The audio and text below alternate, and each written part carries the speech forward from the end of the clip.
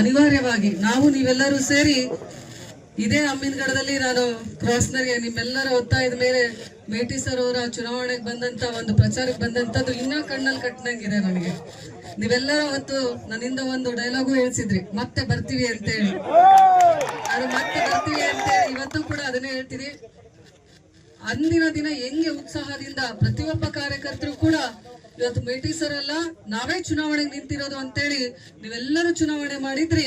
ಅದೇ ರೀತಿ ಇವತ್ತು ಅನಿವಾರ್ಯವಾಗಿ ಬಂದಂತ ಈ ಚುನಾವಣೆಯನ್ನ ಮತ್ತೆ ನಮ್ಮ ಉಮೇಶ್ ಅಣ್ಣ ಮೇಟಿಯವ್ರನ್ನ ಗೆಲ್ಸೋದ್ರ ಮೂಲಕ ಮೇಟಿ ಸರ್ ಅವರ ಆತ್ಮಕ್ಕೆ ನಾವು ನೀವೆಲ್ಲರೂ ಒಂದು ಶಾಂತಿಯನ್ನ ದೊರಕಿಸ್ಕೊಡ್ಬೇಕಾಗಿದೆ ಬಂಧುಗಳೇ.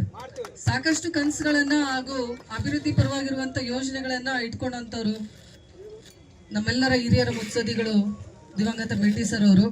ಆದ್ರೆ ಅವ್ರು ಇನ್ನ ನಮ್ಗೆ 5 ವರ್ಷ ಕಂಪ್ಲೀಟ್ ಮಾಡಿ ಈಗೇನು ಅವರ ಕನಸಿನ ಕೂಸಿದೆ ಮೆಡಿಕಲ್ ಕಾಲೇಜ್ ಆಗ್ಬೇಕು ಅಂತೇಳಿ ಈಗಾಗಲೇ ಶಂಕುಸ್ಥಾಪನೆ ಆಗಿದೆ.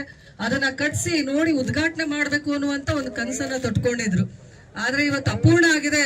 ಅವರ ಮಗನಿಂದ ಅದು ಪೂರ್ಣಗೊಳ್ಳಿ ಅಂತೇಳಿ ನಾವೆಲ್ಲರೂ ಕೂಡ ಇವತ್ತು ಅವ್ರನ್ನ ಗೆಲ್ಸಿ ಕಳ್ಸೋದ್ರ ಮೂಲಕ ಆ ಕೆಲಸವನ್ನ ಪೂರ್ಣಗೊಳಿಸ್ಬೇಕಾಗಿದೆ ಬಂಧುಗಳೇ.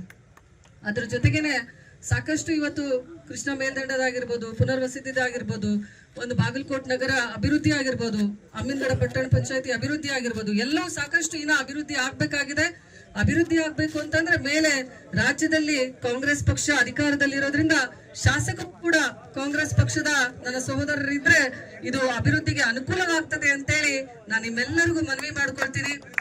ಎಲ್ಲ ಯುವಕ ಮಿತ್ರರು ಏನ್ ನಮ್ಮ ಹಳ್ಳಿಯ ಸೊಗಡು ಏನಿತ್ತು ಎತ್ತಿನಗಾಡಿ ಅದ್ರಲ್ಲಿ ಹೋಗುವಂತದ್ದು ಸೈಕಲ್ ತುಳಿಯುವಂತ ಪರಿಸ್ಥಿತಿ ಬಹಳ ದೂರ ಇಲ್ಲ. ಯಾಕಂತಂದ್ರೆ ಇವತ್ತೇ ಆಗ್ಲೇ ಡೀಸೆಲ್ ಪೆಟ್ರೋಲ್ ಸಿಗ್ತಾ ಇಲ್ಲ. ಮುಂದಿನ ದಿನಮಾನದಲ್ಲಿ ಮತ್ತೆ ನಿಮಗೆ ಸೈಕಲ್ ತುಳಿಯುವಂತದಕ್ಕೆ ಹಚ್ಚಿದ್ ಯಾರಪ್ಪ ಅಂತಾನೆ ಯಾರು? ಬಿಜೆಪಿ, ನರೇಂದ್ರ ಮೋದಿ ಅವರು ಬಿಜೆಪಿ.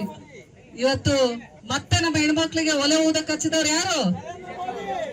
ಅವ್ರಿಗೂ ಸ್ವಲ್ಪ ಹೇಳಕ್ ಬಿಡ್ರಿ. ನೀವೇ ಹೇಳ್ತೀರಲ್ಲ, ಎಲ್ಲ ಹೆಣ್ಮಕ್ಳದು ನೀವೇ ಹೇಳ್ತೀರಿ, ಗಂಡ್ಮಕ್ಳದು ನೀವೇ ಹೇಳ್ತೀರಿ. ನಮ್ ತಾಯಂದ್ರ ಇದಾರ ಒಂಚೂರು.